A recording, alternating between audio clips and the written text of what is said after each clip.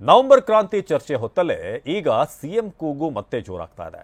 ಹೋದಲ್ಲಿ ಬಂದಲ್ಲಿ ಬೆಂಬಲಿಗರಿಂದ ಸಿಎಂ ಘೋಷಣೆ. ನವೆಂಬರ್ ಕ್ರಾಂತಿ ಚರ್ಚೆ ಬೆನ್ನಲ್ಲೇ ಈಗ ಬೆಂಬಲಿಗರು ತಮ್ಮ ನೆಚ್ಚಿನ ನಾಯಕ ಮುಂದಿನ ಸಿಎಂ ಅಂತ ಕೂಗೋದು ಜಾಸ್ತಿ ಆಗ್ತಿದೆ. ಮುಂದಿನ ಸಿಎಂ ಪರಮೇಶ್ವರ್ ಅಂತ ಘೋಷಣೆ.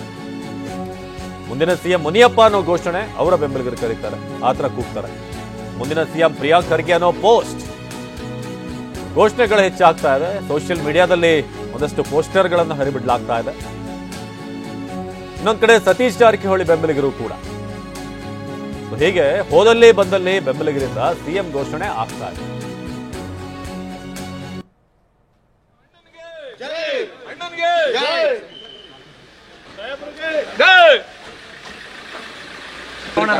ಮುಂದಿನ ಮುಖ್ಯಮಂತ್ರಿ ಶ್ರೀ ಅಣ್ಣನಿಗೆ ಅಣ್ಣನಿಗೆ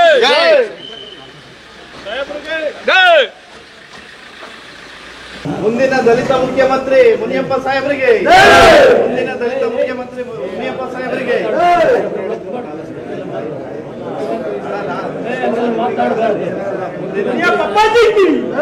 ಮುನಿಯಪ್ಪ ಸಾಹೇಬರಿಗೆ, ದಲಿತ ಮುಖ್ಯಮಂತ್ರಿ ಮುನಿಯಪ್ಪ ಸಾಹೇಬರಿಗೆ, ದಲಿತ ಮುಖ್ಯಮಂತ್ರಿ ಮುನಿಯಪ್ಪ ಸಾಹೇಬರಿಗೆ, ಮುಂದಿನ ಮುಖ್ಯಮಂತ್ರಿ ದಲಿತ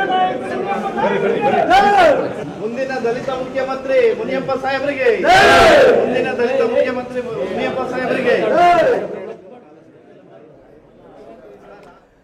ಒಂದ್ ಕಡೆ ಪರಮೇಶ್ವರ್ ಬೆಂಬಲಿಗರು ಮುಂದಿನ ಮುಖ್ಯಮಂತ್ರಿ ಪರಮೇಶ್ವರ್ ಅಂತ ಘೋಷಣೆ ಕೂಗ್ತಾರೆ. ಇನ್ನೊಂದ್ ಕಡೆ ಮುನಿಯಪ್ಪ, ನೀವು ನೋಡ್ತಾ ಇದ್ರಿ, ಮುನಿಯಪ್ಪ ಅವರ ಬೆಂಬಲಿಗರು ಕೂಡ ಅಲ್ಲಿ ಘೋಷಣೆ ಕೂಗ್ತಾ ಇದ್ರು. ಅದು ಅಲ್ಲೇ ನಿಲ್ಲಿಸುವಂತ ಪ್ರಯತ್ನ ಕೂಡ ಮುನಿಯಪ್ಪ ಮಾಡಿದ್ರು, ಬೇಡ ಈ ತರ ಘೋಷಣೆ ಕೂಗಬೇಡಿ ಅಂತ. ಇನ್ನೊಂದ್ ಕಡೆ ನೀವು ನೋಡ್ತಾ ಇದ್ರೆ ಸಿದ್ದರಾಮಯ್ಯನವರ ನಂತರ ಅಹಿಂದ ನಾಯಕ ಯಾರು, ಉತ್ತರ ಈಗ ಸಿಕ್ಕಿದೆ ಅಂತ ಪೋಸ್ಟ್ ಕೂಡ ನಾವು ನೋಡಬಹುದು. ಇನ್ನು KH ಮುನಿಯಪ್ಪ ಸಿಎಂ ಆದ್ರೆ ಸ್ವಾಗತ ಮಾಡ್ತೀನಿ, ಮುನಿಯಪ್ಪ ಸಿಎಂ ಆದ್ರೆ ನಾನು ಸಂತೋಷ ಪಡ್ತೀನಿ ಅಂತ ಬೆಂಗಳೂರಿನಲ್ಲಿ ಗೃಹ ಸಚಿವ ಪರಮೇಶ್ವರ್ ಹೇಳಿಕೆ ಕೊಟ್ಟಿದ್ದಾರೆ. ಬೆಂಗಳೂರಿನಲ್ಲಿ ಗೃಹ ಸಚಿವ ಪರಮೇಶ್ವರ್ ಹೇಳಿಕೆ, ತುಳಿತಕ್ಕೆ ಒಳಗಾಗಿರುವಂತಹ ವರ್ಗಕ್ಕೆ ಆಡಳಿತ ಬೇಕಾಗಿದೆ, ಆ ವರ್ಗಕ್ಕೆ ಆಡಳಿತ ಸಿಗುತ್ತೆ ಅಂದ್ರೆ ಸಂತೋಷ. ಬೆಂಗಳೂರಿನಲ್ಲಿ ಗೃಹ ಸಚಿವ ಪರಮೇಶ್ವರ್ ಹೇಳಿಕೆ, ಅವಕಾಶ ಸಿಕ್ಕಿದ್ರೆ ಒಳ್ಳೆಯದು ಅಂತ ಸತೀಶ್ ಕೂಡ ಹೇಳಿದ್ದಾರೆ.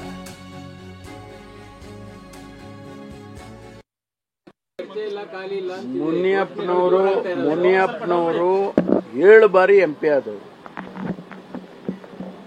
ಅವರು ಅದು MP 7 ಬಾರಿ ಆಗೋದು ಅಂದ್ರೆ ಏನು ಸಾಮಾನ್ಯ ಅಲ್ಲ. ಅವರು ಹಿರಿಯರಿದ್ದಾರೆ. ಮತ್ತು ಅವರು ಕೇಂದ್ರದಲ್ಲಿ ಸಚಿವರಾಗಿದ್ದವರು. ಕೇಂದ್ರದಲ್ಲಿ ಸಚಿವರಾಗಿ ಬಂದು ರಾಜ್ಯದಲ್ಲಿ ಸಚಿವರಾಗಿದ್ದಾರೆ. ಸಮರ್ಥರಿದ್ದಾರೆ, ಅರ್ಹತೆ ಇದೆ. ಅದರಲ್ಲಿ ಏನು ತಪ್ಪಿದೆ? ಮುನಿಯಪ್ಪನವರು ಮುಖ್ಯಮಂತ್ರಿ ಆದರೆ ನಾನು ಸಂತೋಷ ಪಡೋನೆ. ಯಾಕೆಂದರೆ ನಾವೆಲ್ಲ ಒಂದು ವರ್ಗಕ್ಕೆ ಸೇರಿದ್ದೇವೆ. ಆದರೆ ಆ ವರ್ಗಕ್ಕೆ ಅವಕಾಶ ಸಿಗ್ತಲ್ಲ ಅನ್ನುವಂಥದ್ದು ಸಂತೋಷ ಆಗುತ್ತೆ. ಯಾವ ವರ್ಗ ತುಳಿತಕ್ಕೆ ಒಳಗಾಗಿತ್ತು ಆ ವರ್ಗಕ್ಕೆ ಆಡಳಿತ ವರ್ಗ ಆಗುತ್ತೆ ಅದು ಅಂತಂದರೆ ಸಂತೋಷ ಪಡೋಕ್ಕಾಗಲ್ವ ನಾವು? ಅದರಿಂದ ಮುನಿಯಪ್ಪನವರು ಸಮರ್ಥರಿದ್ದಾರೆ. ನಾನು ಕೂಡ ಅವರು ಆಗೋದಾದರೆ ನಾನು ಸಂತೋಷ ಪಡ್ತೀನಿ. ಅಲ್ಲ, ಅದು ನಾನು ಹೇಳಿದ್ನಲ್ಲ, ಇದೆಲ್ಲ ನಮಗೆ ಕಾಂಗ್ರೆಸ್ ಪಕ್ಷದಲ್ಲಿ ತೀರ್ಮಾನ ಮಾಡೋರು ಯಾರು ನಿಮಗೂ ಗೊತ್ತಿದೆ. ಯಾರೋ ನಾವು ಇಲ್ಲಿ ಕೂತ್ಕೊಂಡು ಕರ್ನಾಟಕದಲ್ಲಿ 4 ಜನ ಹೇಳಿದರೆ ಆಗೋದಿಲ್ಲ. ಹೈಕಮಾಂಡ್ನವರು ವಿಶ್ಲೇಷಣೆ ಮಾಡ್ತಾರೆ. ಈಗ ಬಿಹಾರದ ಎಲೆಕ್ಷನ್ ನಡೀತಾ ಇದೆ. ಎಲೆಕ್ಷನ್ ಆದಮೇಲೆ ಬಹುಶಃ ಇದಕ್ಕೇನಾದರೂ ಅಂಥ ಅವಶ್ಯಕತೆ ಇದ್ದರೆ ಅವರೇ ಮಾಡ್ತಾರೆ.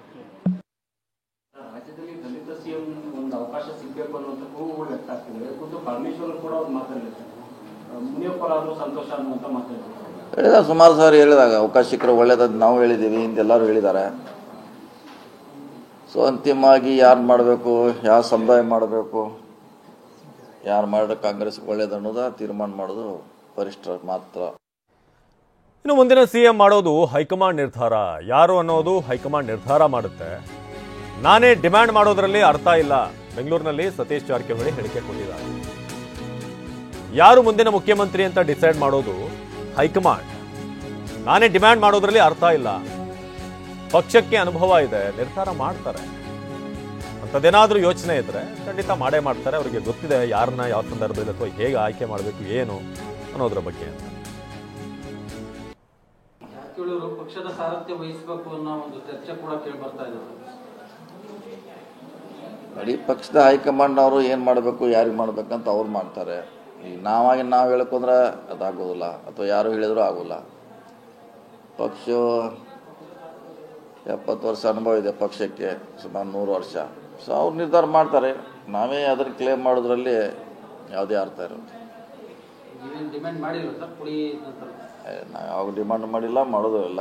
ಮಂತ್ರಿಯಾಗಿ ನಮ್ಗೆ ಕೆಲಸ ಒಪ್ಪಿಸಿದ್ದಾರೆ, ಮಂತ್ರಿ ಅಷ್ಟು ನಿಭಾಯಿಸ್ತಾರೆ.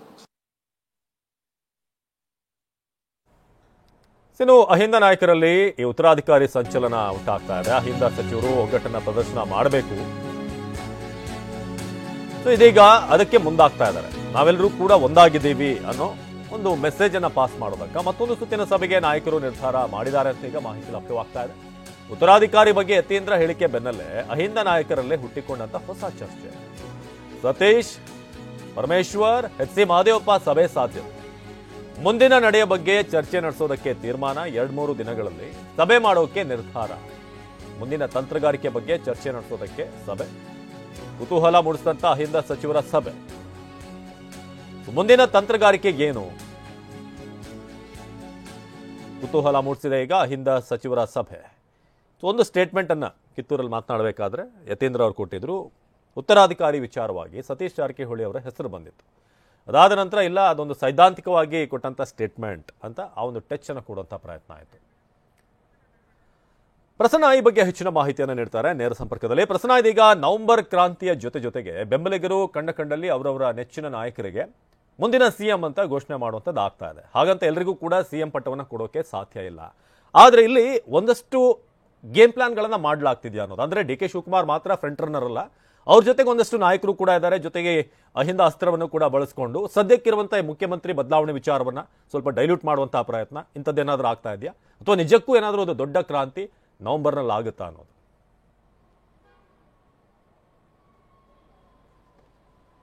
ಅವಿನಾಶ, ಅವಕಾಶ ಹೇಗೆ ಬರುತ್ತೋ ಅದನ್ನ ಸದ್ಬಳಕೆ ಮಾಡ್ಕೊಳ್ಳುವಂಥದ್ದೇ ಸದ್ಯದ ರಾಜಕಾರಣ.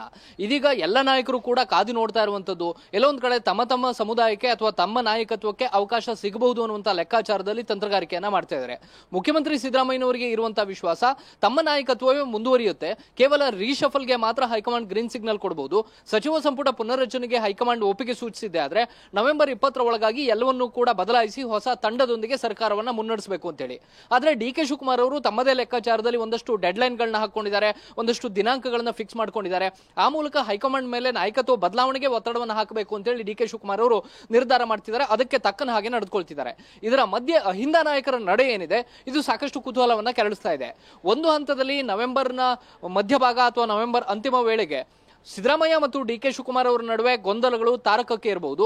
ಅಂತ ಸಂದರ್ಭದಲ್ಲಿ ಹೈಕಮಾಂಡ್ ಎಲ್ಲೋ ಒಂದ್ ಕಡೆ ದಲಿತ ನಾಯಕರಿಗೆ ಅಥವಾ ಅಹಿಂದ ವರ್ಗವನ್ನ ಪ್ರತಿನಿಧಿಸುವಂತಹ ನಾಯಕರಿಗೆ ಒಂದಷ್ಟು ಅವಕಾಶವನ್ನ ಕೊಡಬಹುದು ಅನ್ನುವಂತ ನಿರೀಕ್ಷೆಯನ್ನ ಇಟ್ಕೊಂಡಿದ್ದಾರೆ. ಇದೇ ಕಾರಣಕ್ಕೋಸ್ಕರ ಪದೇ ಪದೇ ಸಭೆ ಸೇರಲಾಗ್ತಾ ಇದೆ. ಒಂದಷ್ಟು ರಹಸ್ಯ ಮೀಟಿಂಗ್ಗಳು ನಡೀತಾ ಇದಾವೆ. ಮುಂದಿನ ದಿನಗಳಲ್ಲಿ ಅಹಿಂದ ನಾಯಕರು ಒಗ್ಗಟ್ಟಾಗಿ ಇರಬೇಕು, ಒಗ್ಗಟ್ಟಾಗಿಯೇ ತಂತ್ರಗಾರಿಕೆಯನ್ನ ಮಾಡಬೇಕು.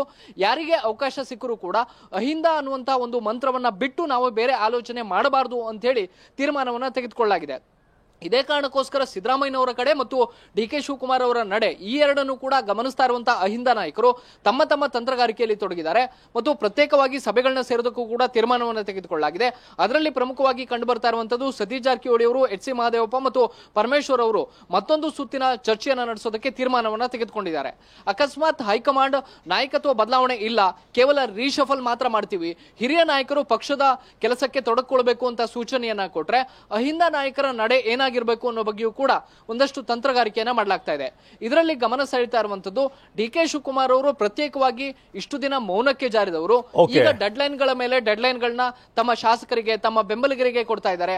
ಹೈಕಮಾಂಡ್ ನ ಭೇಟಿಯಾಗುವಂತಹ ಪ್ರಯತ್ನಗಳನ್ನ ನಡೆಸ್ತಾ ಇದ್ದಾರೆ. ಈ ಎಲ್ಲ ಕಾರಣಕ್ಕೋಸ್ಕರ ಕಾಂಗ್ರೆಸ್ನ ಪಾಳಯದಲ್ಲಿ ನಡೀತಾ ಇರುವಂತಹ ಬೆಳವಣಿಗೆಗಳು ಸಾಕಷ್ಟು ಗಮನ ಸೆಳೀತಾ ಇದ್ದಾವೆ. ಅವಿನಾಶ, ಧನ್ಯವಾದ ಪ್ರಸನ್ನ.